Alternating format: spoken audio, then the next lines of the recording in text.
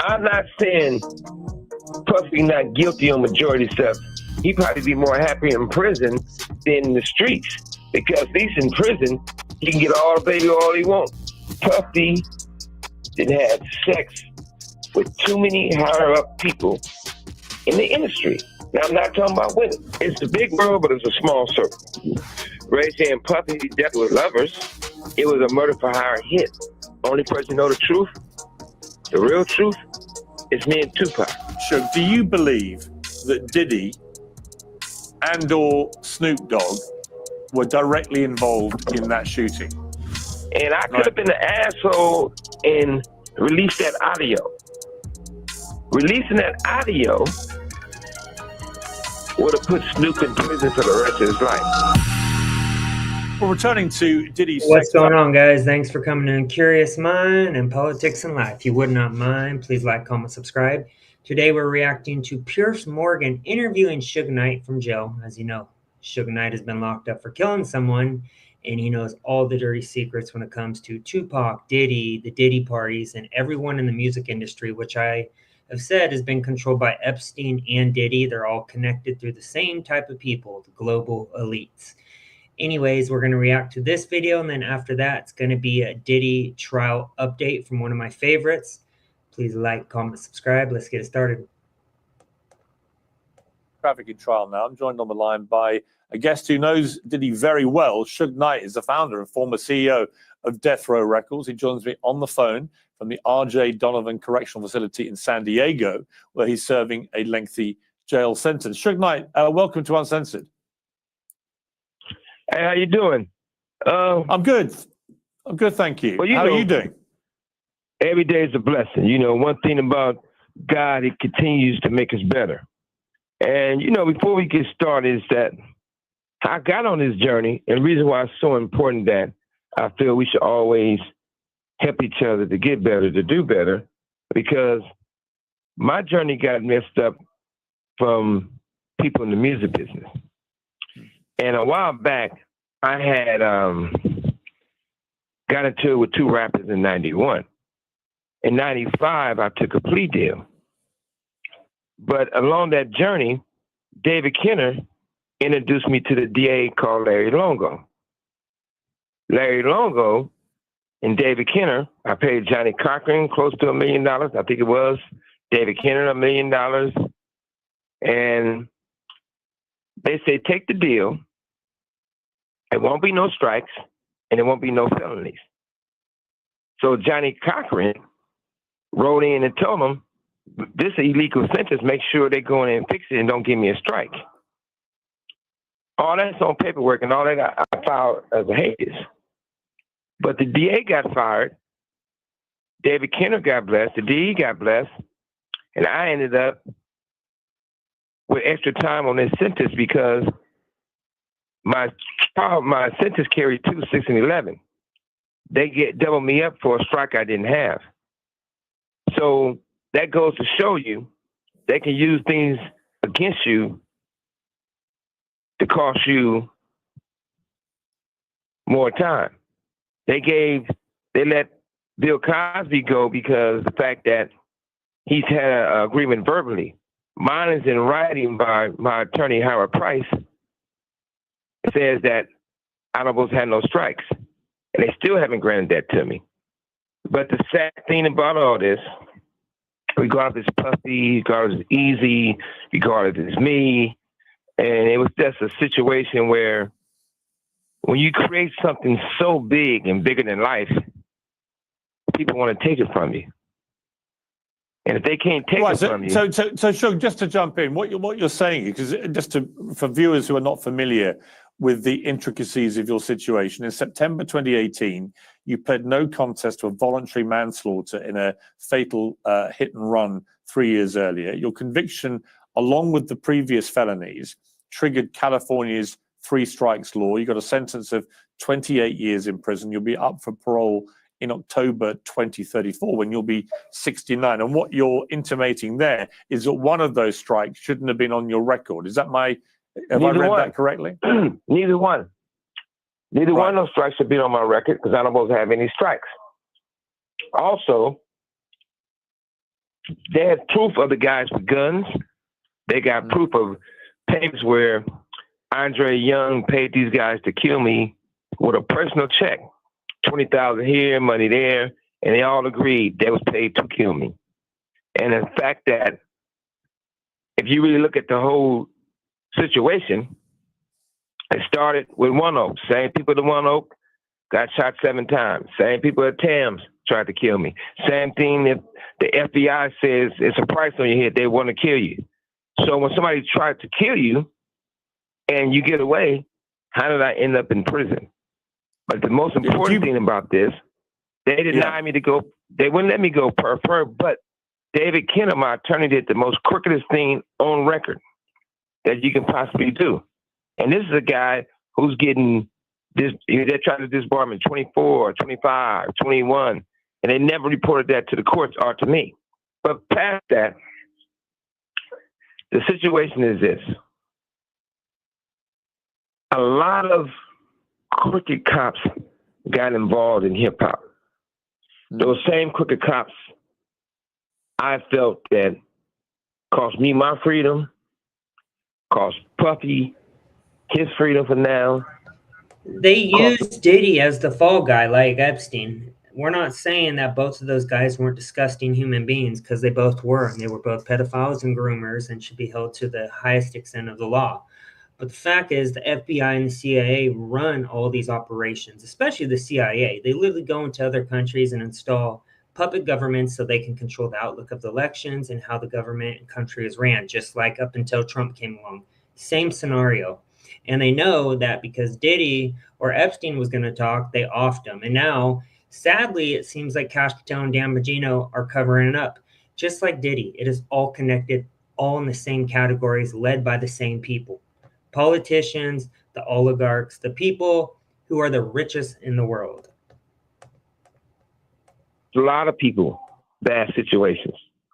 And I think that they cost the most biggest 2 rappers in hip hop history, Tupac Shakur and Biggie Smalls, their life. Everybody points the finger at everyone, but it all comes back to the same authorities. Even as you know, Suge, look, you mentioned Tupac there. Obviously, it was 1996. I mean, incredible to think it's nearly 30 years ago when he was shot and killed. You were alongside him in the car. Many people have speculated since that Diddy ordered that death of Tupac. Is that your belief? Well, first of all, I got a bullet still today, a 45 bullet into my skull. You can look at my medical records and see the x-rays and see it's in my skull. They didn't remove it because they said if it would have went another inch, either I'd have been investable or dead. Now, far as what they say Puffy did and didn't do, just the facts.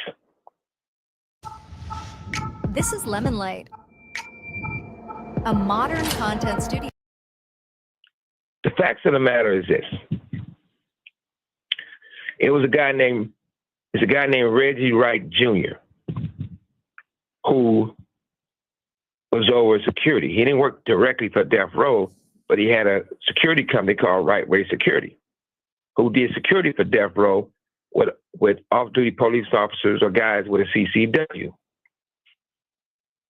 Everybody knows when we go to a fight in Vegas, we're going to be at the Tyson fight, and we're going to be at my club they call Club 662.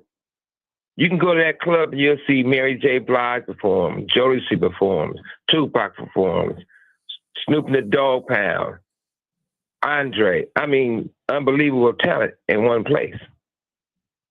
That night was going to be Run DMC East Coast night. Reggie Wright Jr. told the security they can't carry firearms. The sad thing about that, Pac hated Reggie Wright Jr., so he had fired him before any of that. I don't know the right date, but I'm quite sure it was. It's paperwork that shows it. But the crazy thing about that, it was a bodyguard named Frank Alexander. Pac hated Frank He was cool at first, but towards the end, he hated Frank because Frank always wanted to get in the pictures with Tupac. And Tupac was very militant, so he was like, man, I don't want a bodyguard taking pictures with me. How's he watching my back if he getting himself in the pictures? So I hired a guy named Michael Moore and told him to bring another off-duty police officers because they kept their gun and they was real aggressive by protecting Tupac. So on the way to the fight, Reggie Wright Jr. tell Michael Moore he can't carry his weapon when he's doing bodyguard work for Tupac. Michael Moore said, well, I'm going back to the hotel. If I can't carry my gun, I can't protect myself or Tupac, so I'm not going. So Reggie Wright Jr., who nicknamed that Pac gave him Pork Butt, so Pork Butt goes and says, Frank, you can go, but you can't bring your gun. Now, everyone knows you can't be a bodyguard without a gun. So after the fight, we come from the fight. Tupac got into it with another guy. It was a big fight. After that fight, after we stopped to a few places, we go to my house. I told Frank, I told all the security, I told everyone, Pac just beat up a well-known game member. Send 4 or 5 guys extra to the house to escort Tupac to the club. Reggie Wright Jr. refused to send the security guys, refused to show up. That wasn't a coincidence. It was a murder for hire hit. We was blocked in. It was more than one shooter. Only person know the truth, the real truth, is me and Tupac. He's not there to tell it. Only person knows is myself. But Reggie Wright Jr. tried to change the whole story of the narrative, what actually happened, and he was not there. During that situation, Snoop, who everyone knew at the time, wanted Tupac dead. Snoop had a meeting with Daz, Corrupt. That is insane. I thought Tupac and Snoop Dogg were like best pals, according to the documentary movie that came out of Tupac. That's crazy to me. I didn't know that. The Dog Pound said, we're not going to Vegas. This is their words, not mine. We're not going to Vegas because basically something's going to happen. Somebody's going to get killed, right? So Corrupt tells the story. Daz tells the story. Warren G tells the story. Now, what Daz says, when Snoop said that, I said, damn, we can't go to Vegas. Who's going to get those niggas? They're already going to get guy, basically. Corrupt tells the story and says, once he tells everybody they can't go to the fight and can't go to Vegas, turns around, Nate Dogg says, I'm going to go to Vegas. Then because I'm going to Vegas, I don't got to be around basically me and Pac. He said, as long as I ain't around them, I don't have to worry about getting shot or getting a stray bullet. That lets you know, premeditated plan. Warren G says, when the fight was going on, he was watching at his house. Snoop came over to watch the fight. Snoop had a walkie-talkie. These walkie-talkies, he only got this walkie-talkie that I bought for security and the principal that security doing security with. And they worked on all the West Coast. So if you're an artist and you going to the mall or you going somewhere, they have a walkie-talkie, security have a walkie-talkie. If you're not going to an event with any of the security details, you don't have a walkie-talkie. Because I didn't buy that many because I wanted to be exclusive to hand them out who was needed. Are you there? Yes, I'm here. Yeah, so Snoop comes in, according to Warren G, and he got this big walkie-talkie. They start hearing the gunshots. When we getting shot, Snoop listening to it in real time. Pow, pow, pow, all over the radio. That's when he tell him, hey, I got to go. They just killed Tupac and shot Suge. How would you know? Nobody said that on the radio. You just heard the shots. Now, Reggie Wright Jr. and Michael Moore in the car. They get on the radio and they say, hey, got him. Another guy gets on the radio. They say they think he's a white guy or a lawyer. And they say, hey, don't talk on the walkie-talkies on the radio. Don't talk on the air. Right? So to move things forward, maybe, I don't know if it was 6 months or longer, however it was, since I've been in this prison right here. Somebody played that for me with Michael Moore said. So when I know that attorney David Kenner always says, you can be on your cell phone and people be talking like, hey, I'm talking on your cell phone. Somebody listening. They recorded and you can't do that. They're listening to you. So I know that's his saying. So jokingly, I told David, I said, hey, was that you on the walkie-talkie? Because that's your line. Don't talk on the phone. Now you're the one saying don't talk on the walkie-talkie. So that being said, David Kenner goes and says, Suge, I never had a walkie-talkie. I would never have a walkie-talkie. Would I need one for it? Never. So I'm saying, wow, he's so bent out of shape, but I was joking about it, right? I said, you never had a walkie-talkie? He said, that's not me talking on the walkie-talkie. I never said he was talking on the walkie-talkie. So that raised red flags. Didn't think nothing much about it.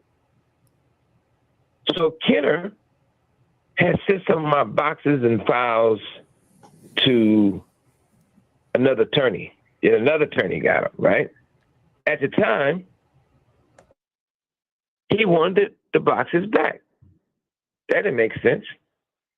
So when we discovered a walkie-talkie in the boxes, you know, nobody puts something in the box that they're going through the exact same way. So the walkie-talkie, my guess, probably was in one box. And when they looked at everything and reading through everything, and they was asking me about this walkie-talkie, they had put it in another box.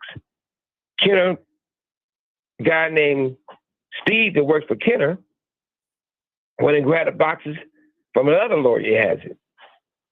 Went and stole the wrong boxes that the walkie-talkie was in, but we still got the walkie-talkie. I said, send me a picture of it. So on my tablet, they can send photos, so they sent me a photo of the walkie-talkie. It blew me away. One part of me, it made my blood boil. Another part of me, I just seen Tupac face flash all in my mind.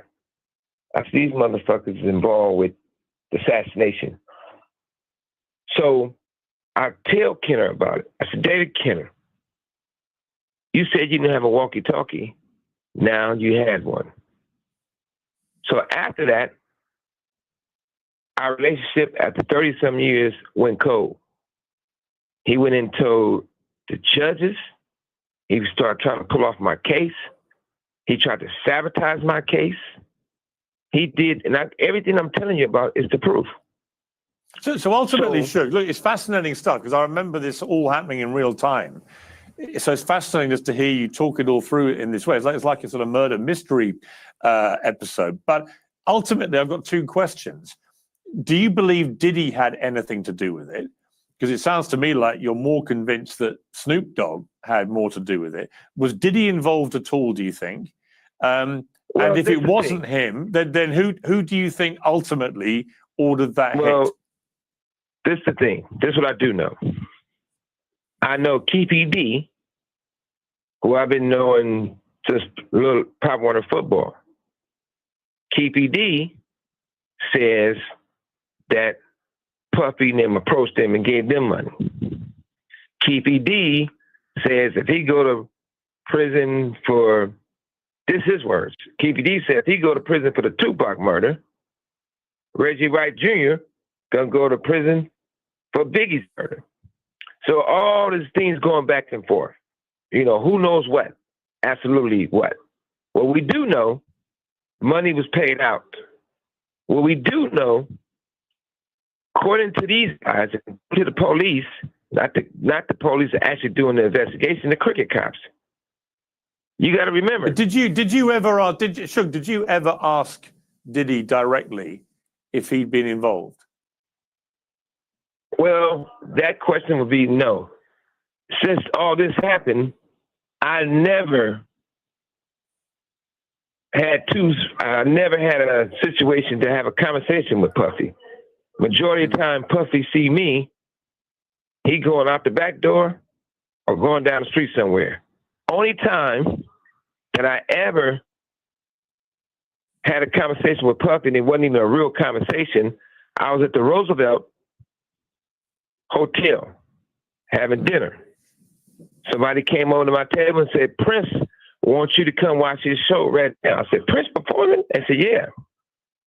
And Prince a real gangster. Prince, he liked the bullshit. So I go in and they set me at a table with Puffy, Nas, a few other people. Prince playing his guitar and he walked to the table and looked at me, looked at Puffy and started laughing. You could tell he planned the whole thing. Next thing I know, I lean over and tell Puffy a few words, and before I can finish my sentence, Puffy gets up, his people gets up, and they cover him with coats and run him out the hotel. And what were the words you said to him before he ran? Interesting. You got a lot of explaining to do, rat well, I ain't gonna cuss on your show. I said, you got a lot of explaining to convince me that you didn't have nothing to do what they said you did. So that's that. But you got to remember one thing. I'm not here to bring a person down in hip hop. The culture of hip hop is so important and it was so powerful. It could have been done so great. But I still stand behind what I stand behind. I mean, these. No, but look, I'm going to come to Diddy's case, which I know you have a view about, where you think he should walk, and many people I interviewed Ray J who said the same thing. But obviously, you've just revealed a very fascinating moment where you confront P. Diddy in a club when he's known as Puffy at the time, and you basically tell him he's got a lot of explaining to do about the murder of Tupac and the attempted murder of you. I mean, that's a dramatic encounter. Yeah, and it's a big world, but it's a small circle. Ray J and Puffy was closer and closer. And Ray J tells a lot of stuff, and it's not up to me to tell the story because that's Ray J's story. But Ray J and Puffy definitely were lovers.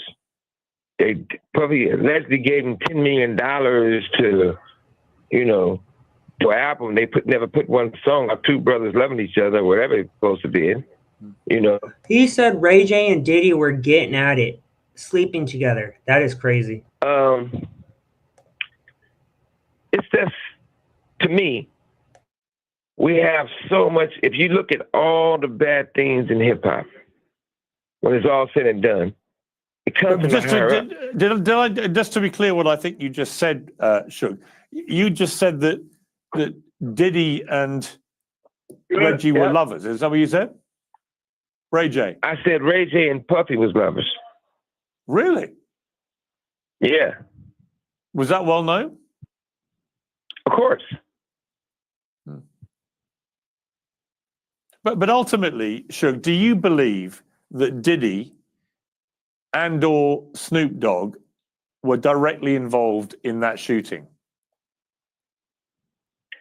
I believe that I'm putting it to you like this. When you take Death Row, you take Bad Boy. Puffy and I was friends. When Puffy would come to LA, I could pick him up from the airport a lot of times. We'd hang out.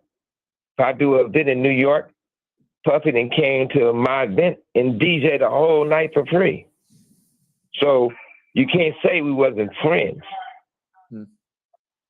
But later on, right, people from Death Row and people from Bad Boy, regardless if they securities or not, they remain friends. And I didn't tell my people, you shouldn't. I'm quite sure Puffy didn't tell his people they shouldn't. I don't think. I'm not in his head. But I do know this. We was going to an event, the Soul Train Awards. When we was going to the Soul Train Awards, Me and Pac was in one car. We had a bus and a whole bunch of more cars. It probably was 100 deep. But everybody had tickets. Reggie Wright Jr., who's head of security for us, called bad boy people and the police who's doing security for the Soul Train Awards and said, hey, only let Suge Knight and Tupac in because they got almost 100 guys with them. You don't want no problems. So eventually, our guys had to bust past the police. He wanted me and Tupac to go in there and fight all those guys by ourselves. They even pulled guns, right? But our guys came in, and that's what happened, right? When you look at that situation, and you look at it's a guy named Gene who does security for Puffy. I know what the recordings say, what people say, and what the proof is. What Reggie Wright Jr. says. By the way, I always say this because he liked me to call him Pork Butt because he happy about that because that's the name Pac gave him. What Pork Butt says is that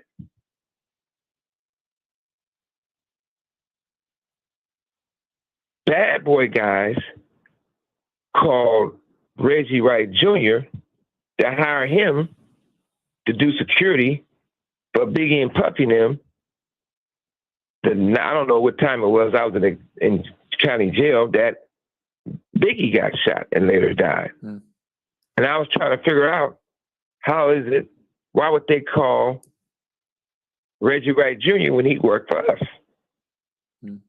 And more importantly, why is Gene and Reggie Wright Jr., according to Reggie Wright Jr. own words, that they still friends? I know that Reggie Wright Sr. is higher up in the sheriff. I mean, he might have been a lieutenant. Has anybody told you that Diddy was involved? I'm not even throwing nobody in the bus, but you know. No, I'm not asking you to name them. I'm not asking you.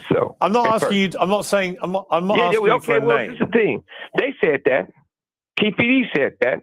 It's a check says that. But at the same time, like I said before, this is what you got to really understand. They took Reggie Wright Sr., who's over the gang, you don't know Compton better than anyone, off the case basically, because they said his son was involved in assassination of Tupac and me and get shot. And Frank Alexander, in tears, told me that these people was all involved. And that's why he did not perform the way he wanted supposed to perform. And if you really look at the other situation, he got interviewed by the grand jury, Frank Alexander, and he lied to him at first. He said everything started over a chain, which is a lie. He says when we walk into the MGM, Orlando Anderson tried to snatch Tupac chain. So the second day he go to get interviewed, he said, I got to clear up something. I lied the other day. He said, why'd you lie? He said, Reggie Wright Jr.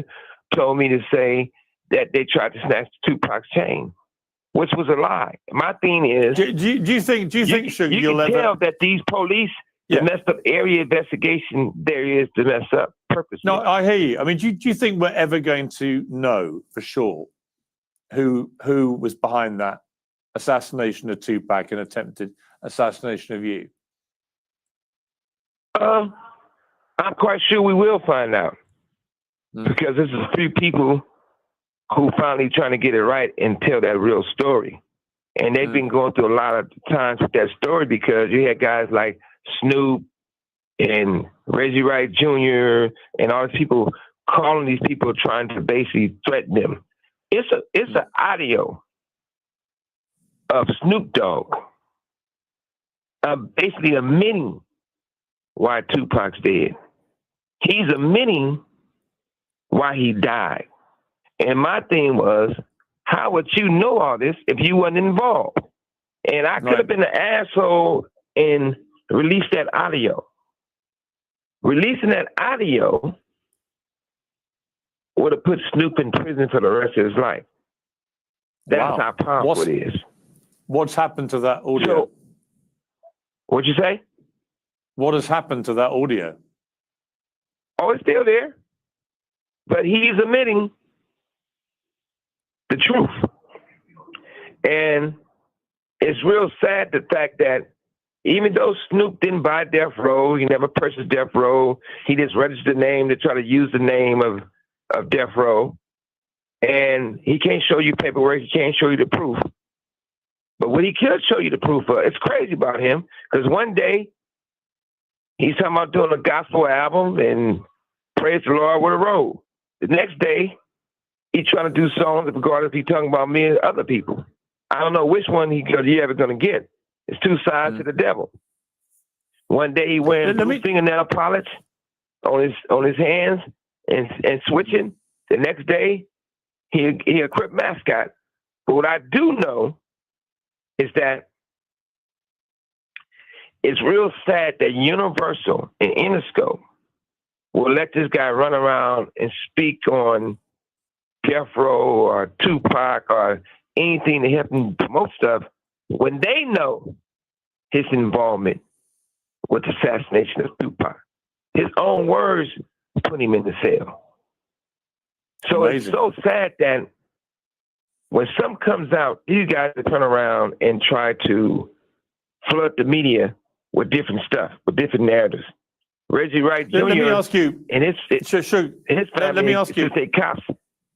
I hear you. Let me ask you directly now just about the Diddy trial, because you've said that you believe he should definitely walk, which is pretty extraordinary given what you've just been telling me about, Diddy's possible involvement in trying to kill you. But why do you think he should walk from this case?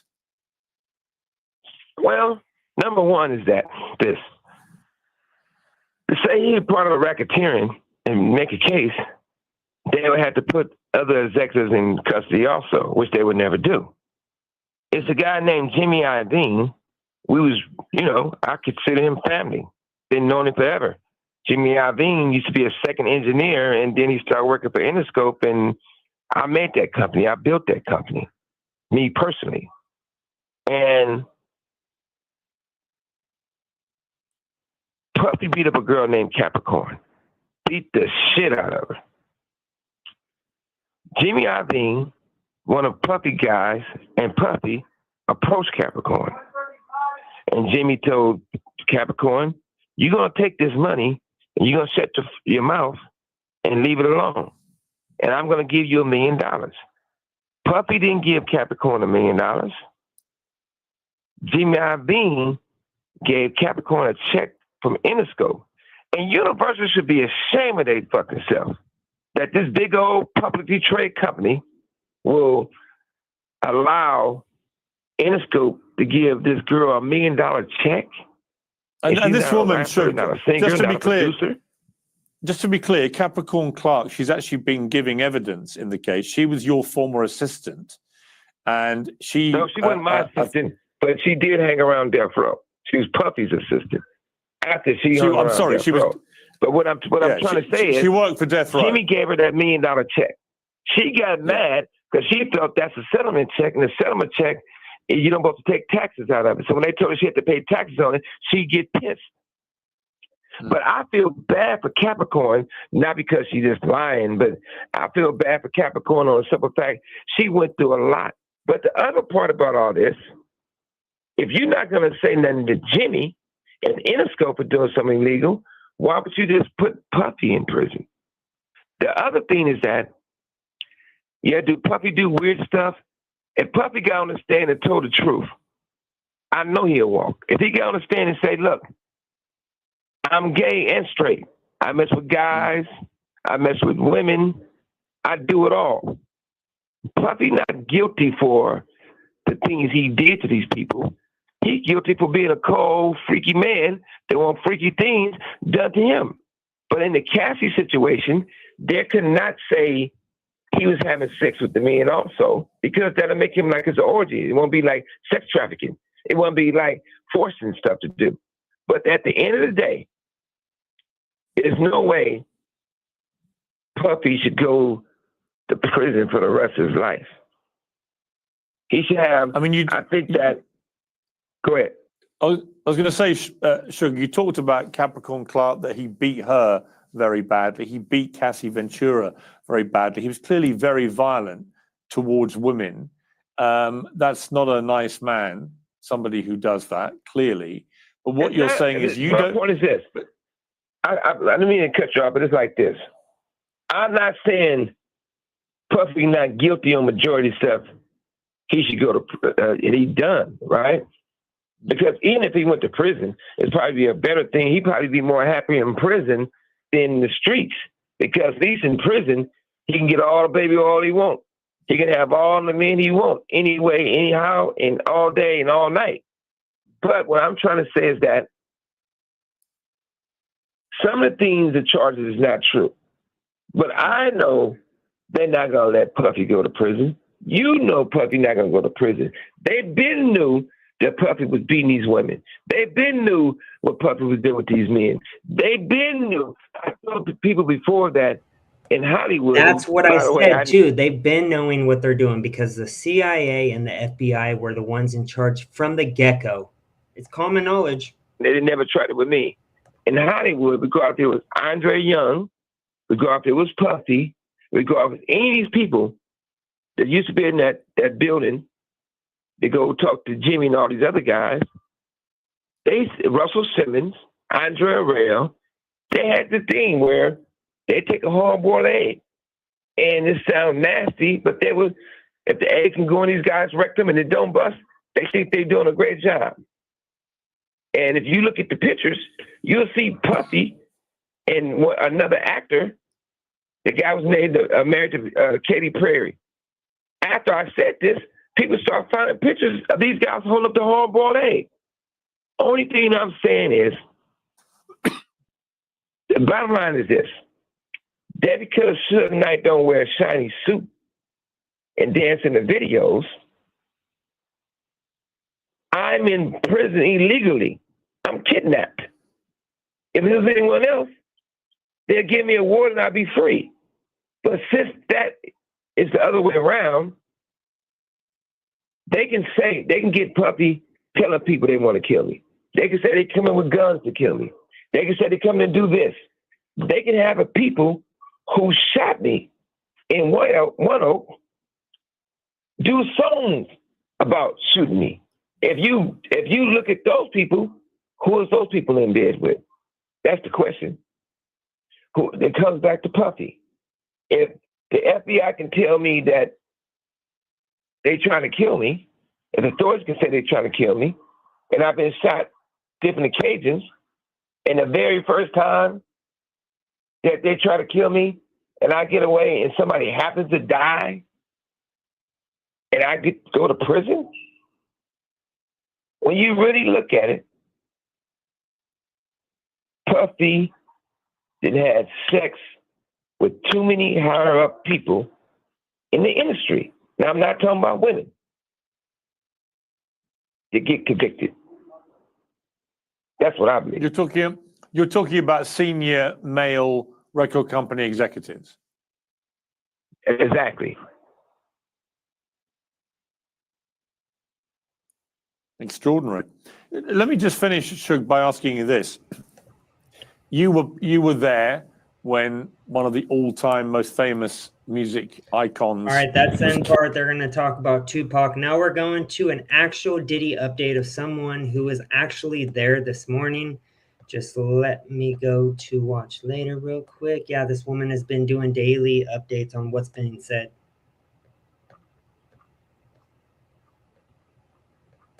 When she worked for Diddy, she had her own apartment, at first in New York City, and her Day 12 afternoon update, Mia testimony continued, her direct. And I want to just go back and just correct a few things and add a couple things as well. So Mia was the director of development for Revolt TV. I think I said she was the director of marketing. Just one little thing I wanted to change. And then she testified that when she worked for Diddy, she had her own apartment, you know, at first in New York City, and her roommates called her a ghost because she was never there. And then she ended up living at some of Diddy's houses when they were in LA, Miami, or whatever city. And she said that she was not allowed to lock her door. That was his rule because it was his house. But she noticed that the security guards could lock their door because she said she saw a deadbolt on the on the inside of one door and then a keypad on the other door. And she also testified that she wasn't allowed to leave Diddy's house without permission. She said at one time that she wanted to see her friends. She was so desperate to see them when she kind of first started work, and she left the house at 2 a.m. and she got a call that Diddy's security guards were coming to look for her or coming to get her.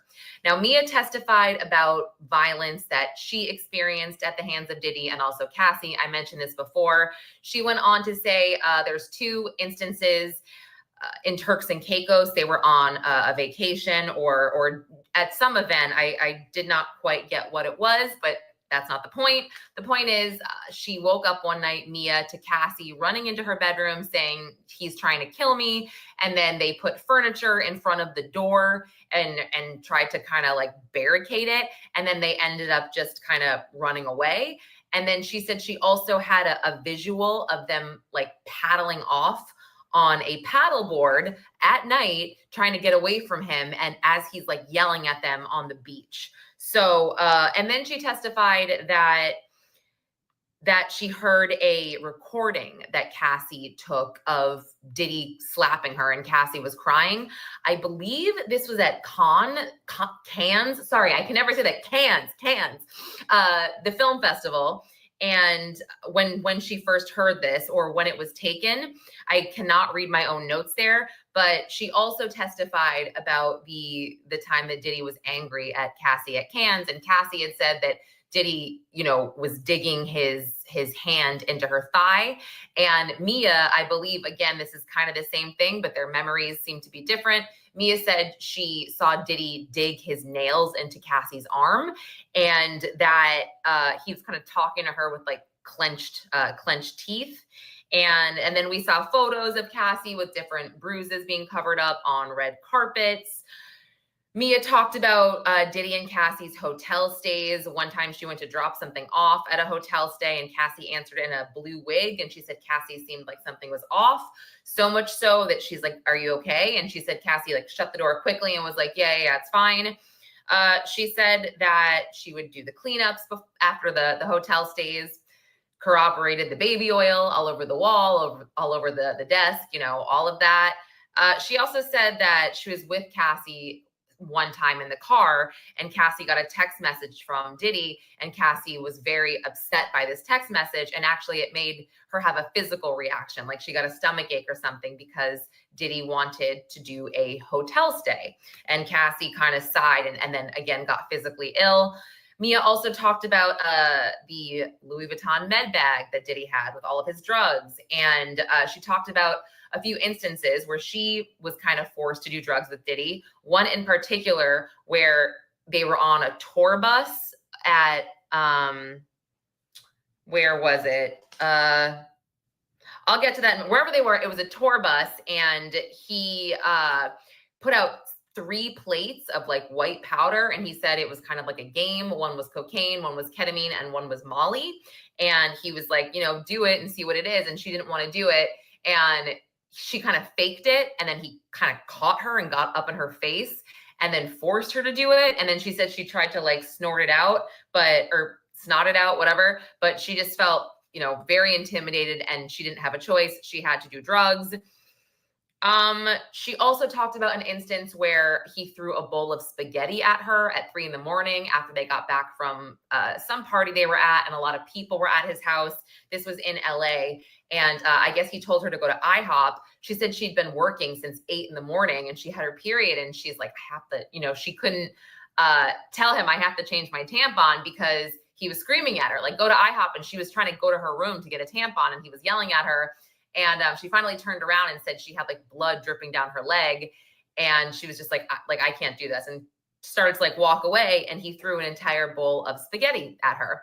And then she got a call from HR the next day saying that she was suspended without pay. She talked about how he threw a computer at her when Wi-Fi wasn't working on a movie set in 2011, and she actually said that Swizz Beatz was present for that, or he was there on the movie set in 2011. And oh, the tour bus, by the way, I did get to that note. I don't know where it was. I didn't write that down.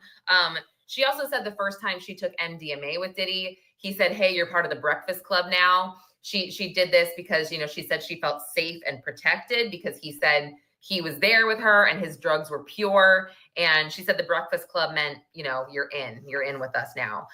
She talked about sexual assaults as well. She discussed, I think it was 3 of them. The first time, she said it was his 40th birthday at the Plaza, and he pulled her aside in the kitchen at this penthouse he rented, and she said that she took 2 shots. I felt like the government was kind of hinting that it might have been more than these 2 shots, the way the questioning was going and what she said, because she said that, you know, she's like, I'm in my 20s, like shots don't really affect me. She said they took 2 shots to celebrate his birthday, and he said she was doing a good job. And she said, I didn't feel right. I did not feel right. And I knew something was, you know, it was hitting me. And then she said that he forcefully like kissed her and then stuck his hand up her skirt. And the next thing she remembers, she said she came to on a chair in the living room and the sun was coming up, but she doesn't remember how she got there. She was fully clothed. But there was another incident, we think a few months later, she doesn't know the exact day. And she said that she was sleeping at Diddy's house and he came in and got on top of her. That's what woke her up, and that he raped her. And she said that they said, how did it end? And she said, well, he doesn't, she said hold on, I'll get the exact, okay. The exact word was, she doesn't know how it ended, but he couldn't leave a job unfinished. And she said all of this through tears. She paused a lot. She was very slow. And again, she was looking down for a lot of this. She talked about another time where she was in his closet unpacking or something, and he forced his in her mouth. Yeah, there was also a time when he took her phone and she had texted one of the bodyguards that he was being an a-hole or something. And they were at an office. I think it was the Revolt office in LA, took her phone, and, you know, she didn't want him to have it, and because he needed to make a call on it or something. And she kind of like chased him for it, or like walked really close to him or behind him. And he's like, what are you trying to hide on your phone? And then he ran into a bathroom and she tried to go in after him. And she said that he slammed the door on her arm multiple times and it was all bruised. And then she basically, he took her phone and she went chasing after him, and he kind of just left her there. And she went back to the Revolt office and emailed his staff and was just like, he just left me in LA. I don't have a phone, and, you know, I don't know when I'm going to get it back. So I just thought you all should know. And, you know, there was quite a bit that she said, but she's going to finish her cross-examination tomorrow. So I'll have a lot more to discuss with you there, but it was very, very emotional today. So more tomorrow. All right, guys, I'm going to connect to X real quick. It seems like James Cody, it's coming out that he was tied to protecting Diddy for years. And Owen Schroyer off Alex Jones is going to get into exactly the connection between James Comey and Diddy right here. Let me just connect it. I hope you guys, by the way, are all having a great day. Getting are videos that were taken from her own phone of free. What about all the tapes? Yeah, we're not going to see any of those tapes. But I mean, where does it stand? So they're not going to show them. We're not going to see them. The jury's not going to see them. Most of those tapes seem to relate to the actual traditional definition of freak off, not to the Cassie freak offs. The only videos that this jury is supposed to be getting are videos that were taken from her own phone of freak offs, and they already saw one of them. I don't know if they saw the entire thing or 30-second clip of it, but none of the tapes that were lifted from his house are supposed to be coming into this trial. And I don't foresee them coming in here because they want to bury all of that. Yeah. They want to make his big crime. That's the objective here, Maureen Comey. Comey definitely is tilted. She doesn't want to have the real crimes come out, but she happens to be a highly competent attorney. So she's a crazy left-winger. I think she wants to get the convictions only on these charges, and this way we can forget about all the real crimes. So I think she's twisted, but no one should underestimate her and think that she doesn't know what she's doing in the courtroom. She very much does. While other networks lie to you about what's happening now, InfoWars tells you the truth about what's happening next. Infowars.com/show. All right, joining me now follow him on X at the details here, Joe, because they don't allow, a lot of media access into these courtrooms as far as, broadcast rights and stuff like that. So it relies on people like you being there, filing reports, which I know even that's a difficult process just to try to get everything down on paper. However it is you're trying to remember all the information that's coming out is difficult as well. So it's been very foggy, let's say. We do have some details. I'll get into some specifics, but I just give you the platform now to just kind of just put it all out there. What is your takeaway from this trial that has been wacky and wild, the Diddy trial so far? It has been wacky and wild. This is both a New York thing, that New York state courts don't allow cameras in the courtroom, and federal court never allows cameras in the courtroom. So those are two reasons that this is not available. The only way you can watch it is by going down to the courthouse. The way they have it structured there is 15 people from the general audience are able to get into the room with Diddy. The rest of us who don't show up at 6 o'clock in the morning for this trial, we get shoved into an overflow viewing room, and that room often will overfill, and then they'll put us into another overflow room. And oh my gosh, this is actually crazy. So that's even worse. So you're telling me they're not even really letting anybody into the courtroom? No. Wow. You have to be there. You have to be there at 6 o'clock in the morning if you want. That is insane to me, because I had my cases at the federal court, and I followed some other January 6 cases. I mean, they would let everybody that could get into the courtroom get in there, and then eventually, once there was nowhere to sit, they'd say no, go to the overflow room. But they'd let you in. If you could get in, you get in. So they're limiting the people that can even get in. Well, when they're limiting it based on seating. I don't want to. And also, they have some spots that are reserved for Diddy's family and friends and things of that nature. So I don't know that it's any different in that sense, other than the fact that the coverage of this trial is going to be much larger than the vast majority, if not all, of the January 6 trials. So that's what I'm saying is you knew walking into this that we were going to end up in an overflow room unless you were willing to stay up through the night, literally, and stand on line so you could sit in the room with him. So I want everyone to understand the context in which I'm watching it. There's roughly, I would estimate, 60 to 75 of us who have been there every day attending this trial and taking notes. You start getting to know people over time because you hang out during lunch and you get their thoughts. And I sort of look at us as almost like an alternate jury, because we're able to react out loud if something funny happens or if there's a shocking type of moment. We're able to sort of gasp. You won't see that in the courtroom itself. And today, actually, there was a bit of bombshell testimony that came out this afternoon in that his personal assistant, who's acting under the pseudonym of Mia for her own anonymity, she alleged that Diddy sexually assaulted her without her consent. And I don't know as far as language on the show here, because I'm very YouTube sensitive on this, but we knew she was going to be testifying about sexual assault, but he actually said that he engaged in sex with her without her consent and told that story over.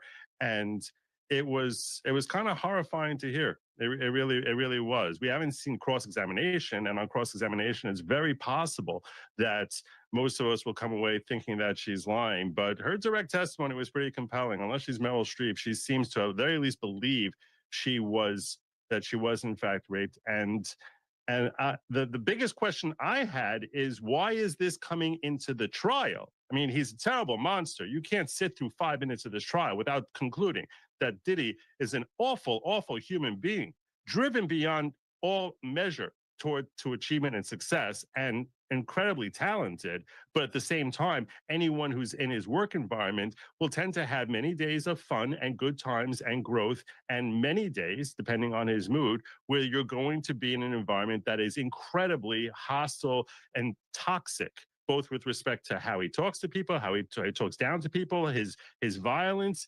And what we saw with Cassie Ventura, his longtime girlfriend, some very unsettling sexual fetishes. So that and I didn't even get into the Kid Cudi incident, which came up last week. So I can go anywhere we want on that this. up, but yeah, go on. Yeah.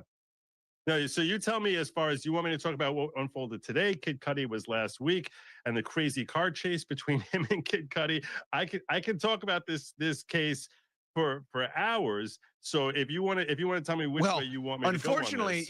Unfortunately, we only have 20 minutes today. I'm sure we'll bring you back on here to talk about it sometime in the near future. Let's do the Kid Cudi stuff, because this is an interesting case for me with Kid Cudi. I was listening to Kid Cudi before he was really famous. I mean, I was with Kid Cudi from the very beginning. I really liked his music and his art. And I think a lot of people, and they say this, I guess, celebrities deal with this all the time. Oh, you've changed, whatever, right? Okay. Well, Kid Cudi started doing the cross-dressing stuff and started doing some other stuff. And I think his longtime fans like myself started to say, okay, wait a second, something is off about this. This isn't the Kid Cudi I grew up listening to. Did anything like that come up about how he was being creatively controlled by Diddy or anything like that? Or was it all about the car? No. It wasn't just the car. It was about the girl. Meaning that, so you have Cassie Ventura, who is a model / singer. She had one hit song before she met Diddy, and she gets signed by Bad Boy Records to a 10-album deal. And all the control of that deal is obviously under Diddy's control. She only gets paid if they actually release any of her music. So he had her working very hard producing music and never actually releasing much, if any of it. They say less than 10% of her work was ever actually released. Early on in the relationship, he starts taking it and he starts turning her into his girlfriend. She said she was at her birthday party and he kissed her for the first time, and she was in shock. And within weeks, she fell head over heels in love with him. And then within months of her actually starting to date him, that he disclosed to her that he has a voyeuristic side where he wants to watch her engage with other guys, and he introduced her to the world of freak-offs. Now, one of the things I should tell you about this trial, because a lot of people have problems with this trial, and I'm one of them. One of the things I should tell you is when we first heard about this whole Diddy story a year ago, when this story first broke, we heard the term freak-offs. And in that setting, when we first heard about it, we were basically told that that's what he would refer to parties which involved way too many people who were underage and celebrities, and basically sounded like some sick DNC dream. And that's what freak off meant. For the context of this trial, freak off basically means that Diddy serves as a voyeur, directing and controlling his girlfriend, Cassie, that with respect to the sex trafficking charge of her, and watching her engage with escorts and engage in sexual marathons that would last for a minimum of several hours and at a maximum 4 days. And as we've heard testimony about that, a freak off doesn't end until Diddy says it ends. And we've heard a lot of detail about it. But with respect to these charges, so the charges have nothing to do with anything related to any celebrities, nothing to do with anyone politically connected, nothing to do with alleged tapes that, there are supposedly thousands of tapes of things that involve big name celebrities or other Hollywood insiders, and we got none of that. Jamie Foxx being one of them. He was the one that recorded at the parties. Also, I'm curious what Kevin Hart dealt with, because, he was at some of those parties as well. Here is 2 sex trafficking charges, which I have a big problem with these charges just because this is not really what traditional sex trafficking is. And I can get into that with you on the legal end of things. We have a RICO charge, and we also have 2 charges for interstate transportation for the purposes of commercial sex, meaning he brought prostitutes across state line. These happen to be male escorts who were porn stars who he brought across state lines, and that's illegal. So that's the only 5 charges he's facing. These charges are brought by Maureen Comey, daughter of James Comey. Yeah, and because of that, a lot of people think she's spiking this deal, but just quickly on the RICO deal, doesn't that mean that others eventually have to be brought in too? No, you can get RICO with just one defendant. You have to.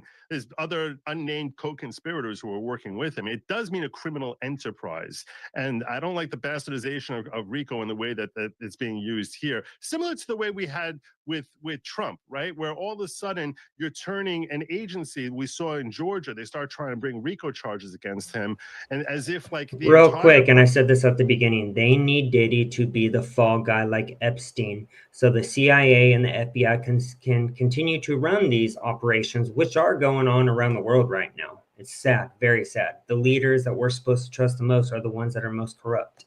Purpose of this organization is to engage in crime, because that's what RICO originally was supposed to be, right? We're going after the mafia. The mafia is engaging in racketeering. So that's why RICO, the R in RICO stands for racketeering. You don't really picture this sort of thing is what Congress had in mind when they passed the RICO statute. But here we are today with prosecutors basically bastardizing statutes. What they'll do is they'll take a statute and they'll see the elements of the statute, and even if the purpose of the statute is something all the way off over here, if they think they can get you on the elements and for engaging in a completely different objective, right, they're going to try. Well, you're getting into like legal prosecutor. Sorry for that. No. It's a good thing that you do this, because I guess I would say you can have this strategy for success to try to go through unorthodox means with different legal strategy to get a desired result.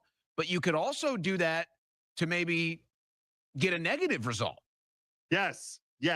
And what I hate about this is it gives prosecutors so much power to go after whoever the hell they damn well please. Because what they're ultimately saying is, this is a person who we want to go after. Let's try and figure out what elements we have here, plug it into our little machine, and then charge him with the statute where they meet those elements. That's essentially what we have here when they're claiming he's violated 18 U.S.C. 1591, which is sex trafficking.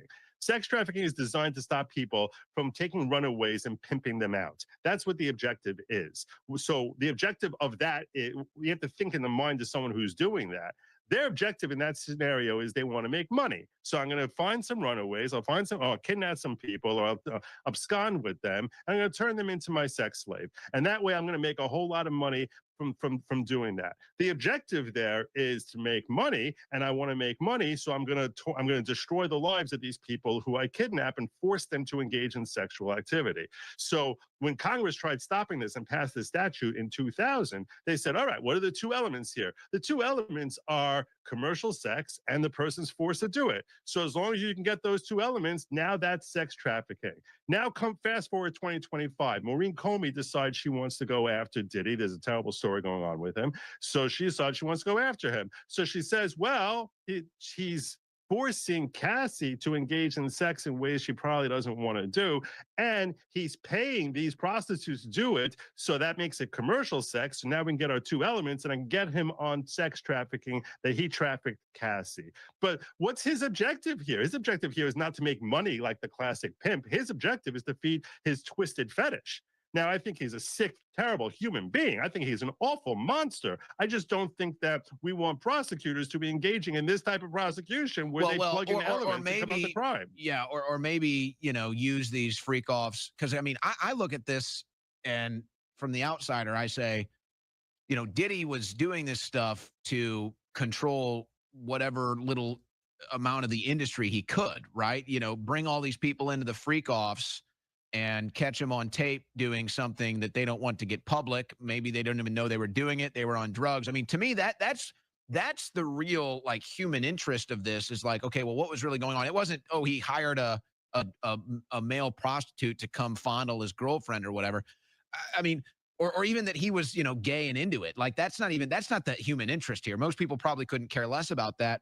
But quickly though, on the Ventura thing, because when I'm hearing you describe this, and then you learn more about Diddy's personality, I mean, I can't help but listen to this and think, okay, Diddy brought in this girl. It's kind of like a Harvey Weinstein situation. Like, Diddy brings in this girl, objectively a beautiful woman, and is like, hey, I can make you rich. I can make you famous. She's thinking, I'm young, I'm hot. This is great. I'll get my song on the charts. I'll get on this record. And then, Diddy strings her along, and then eventually says, you know what? Okay, I just want to have sex with you. And then kind of toys with her a little bit, like, oh, no, you're here as a musician. And then eventually, no, you're actually here to go out here with these prostitutes and so I can touch myself or record it, whatever, this voyeurism. Was that ever an angle brought up by Ventura, that she felt that she was strung along just to basically be a sex slave? She never brought that up? No, her testimony is very interesting in that she's very conflicted. She still seems to harbor, she's married, she just had I think her second baby a few days ago. And she looks back at this time with a feeling of both pain and that she still seems to feel fondness for Diddy. When she was testifying, she spent 4 days on the stand. I was the clearest takeaway I got was that she would just as well see him sent away for life as she would have dinner with him next week. Like, she seems very, very conflicted about the entire time, because the early days, she was always trying to recapture the early days when it was, the happiest, most exciting time of her life, when she and Diddy first fell for each other. She thought that he fell for her. I don't know if he ever fell for her, but when she first fell for him, because he was doting on her, he was treating her like a queen. And people need to realize that Diddy is not just a rapper or musician. In this industry, he's considered, pretty much like he's the Babe Ruth of this. Yeah, I mean, he was a mogul. He is the industry. Yeah, he was a mogul at the time. And it changed. And by the way, with a name, I think, kind of looking back on this now, a name like Puff Daddy, I think he was trying to tell us something. I think he's gay. I mean, I don't know if that's been conclusive in these trials, but do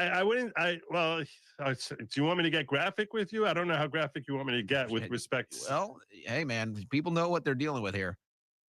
Okay. I mean, yeah, he would take some of the residue from men and he would have her rub it on his body and stuff like that. So to me, that's at the very least dipping very strongly into the bisexual range. Well, if you're bi, you're gay. I mean, he's a gay man.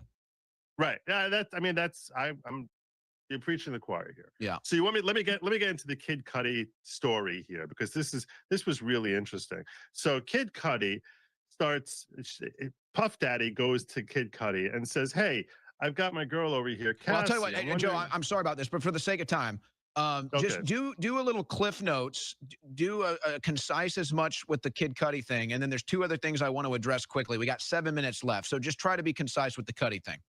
I'll cut it down this way. She's in a freak off for Diddy on December 22nd, 2011. He goes through her phone while she's on a freak off, because he would go through her phone whenever he wanted, and sees a text message from Kid Cudi saying, "Make sure you bring your toiletries with you to my house."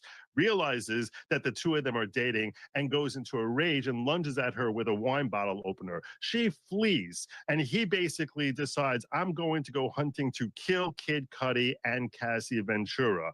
And he takes her friend who worked for him, and basically goes to her house, pounds on her door at 6 o'clock in the morning, waving a gun around, saying, "You're going to help me find Cassie and Kid Cudi." And he basically, supposedly, kidnaps her at gunpoint and has her show him where Kid Cudi's house is. And then he has this woman, Capricorn Clark, call Cassie and say, "Diddy's got me, and he's not letting me go until you come." And we're at Kid Cudi's house. Kid Cudi hears this, is like, "You're at the mother effers in my house?" And he basically jumps in his car and heads back over to his house and is yelling at Puffy for being in his house. Whole back and forth with them issuing bravado at each other. They don't end up meeting that day. But ultimately, when he pulls up there, he sees Diddy with his guard there in his Escalade. He pulls up in front of his house and then takes off. And Diddy's chasing him in a car. I mean, this is just insane that Diddy is in an Escalade chasing Kid Cudi. It's like out of a movie or something. Yeah, you wouldn't believe it. You would think I'm making this up. What was Kid Cudi's attitude on the stand? Was he like, he wants to see Diddy go for life, or what?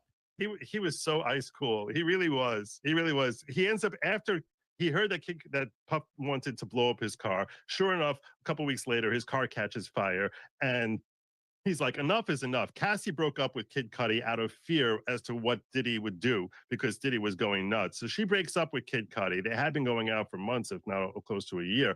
And then his car blows up. So he arranges a meet with Kid Cudi in a place called the Soho House.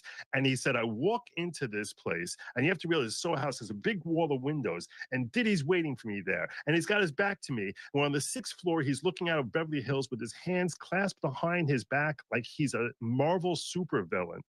And he starts saying, you knew she was my girl. Why would you take her? You knew she was my girl. And he says, it sounds like, but it sounds more like a property thing. It sounds like in Diddy's mind, it's like, no, that's my property. Yeah, and he's like, she told me you broke up. And Cassie had kept saying they split up because they were on and off. And sure enough, he's like, so wait, this is happening in the courtroom?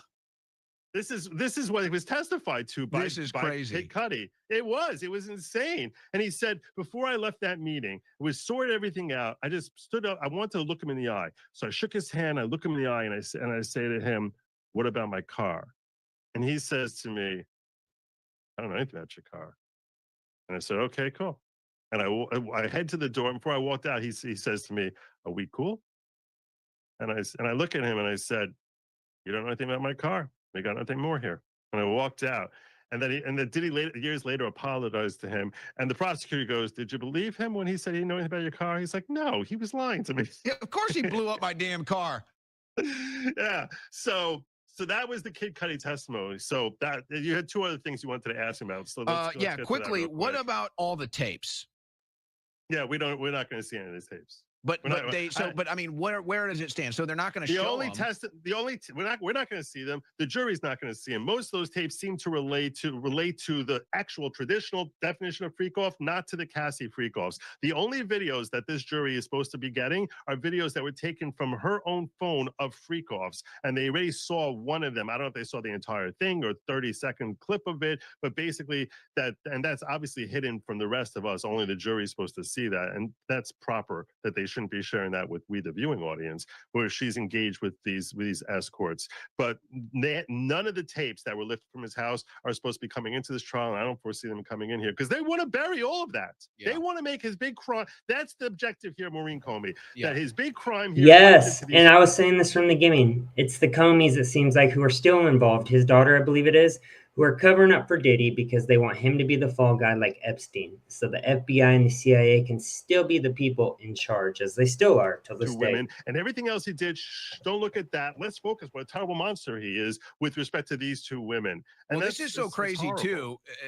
And I'm just like connecting different dots of other things I've heard in this culture universe, let's say, around P. Diddy.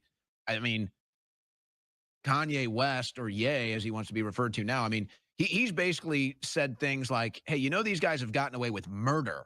He's like, hey, you're coming after me because I say bad things about Jews. These guys are out here. They're literally killing people. I don't know if that was a not so subtle reference to Diddy. But the point he made was clear. It's like, hey, you know, these guys just get away with murder and you're going to come after me for my words. That came up yesterday, almost led to a mistrial because the arson investigator who looked in Kid Cudi's car said that when he wanted to see if it matched the prints on Kid Cudi's house, because Diddy went into Kid Cudi's house and they lifted the prints. So he wanted to compare it to those prints. And he called the LAPD a couple months after the break-in and that Diddy's break-in to Kid Cudi's house. And he's like, can I get those prints? And we're like, we don't have the print card anymore. That the print card, the fingerprint card of Diddy's, potentially Diddy's prints. We don't know that they are, but they were Diddy's prints. That those prints went missing. And the prosecutor said, is it normal for them to go missing? He's like, no. And that's when the defense went nuts because the implication was he has his fingerprints all over the LAPD, literally, and that he has control of them. And we heard further testimony of that today, that no one in the LAPD would ever want to mess with him. Quite the contrary, they're much more likely to ask him for an autograph than to ever charge him with any crimes. Yeah, well, there's definitely, that's going to be one angle to watch here, is if Comey isn't spiking this thing intentionally to protect whatever else was behind this enterprise. And Diddy might have been independently acting for some other reasons, but you're talking about compromising an entire industry. Can I weigh in on that? I know it's not going to be popular with your audience. You got 30 seconds. I'm sorry, I'm almost out of time. Yeah, go ahead. That's all right. Comey definitely is tilted. She doesn't want to have the real crimes come out, but she happens to be a highly competent attorney. So she's a crazy left-winger. I think she wants to get the convictions only on these charges, and this way we can forget about all the real crimes. So I think she's twisted, but no one should underestimate her and think that she doesn't know what she's doing in the courtroom. She very much does. So I just want to make that. With a last name like Comey, you're not going to get much trust from the American people. Quickly, they say they want this thing done by July 4th. Are there going to be other big names? Real quick, or actually that's the end of that, but I want to respond to that. Comey doesn't want any names to come out and wants Diddy to stay locked up because, as I've been saying the whole video, it's the FBI and the CIA that was running Epstein, was running Diddy. They've had the tapes for years, just like the Hunter Biden laptop, and they acted off zero of it. They ignored it, disregarded it, and tried to get rid of the proof. And it's pretty pathetic under Cash Patel and Dan Bongino that they have all the documents. We are now in power, and there still has been no high-power arrest. Disgusting behavior, and I am 100% pissed about that, as every voter should be as well. Hope you guys have a great night. Talk to you soon. Peace.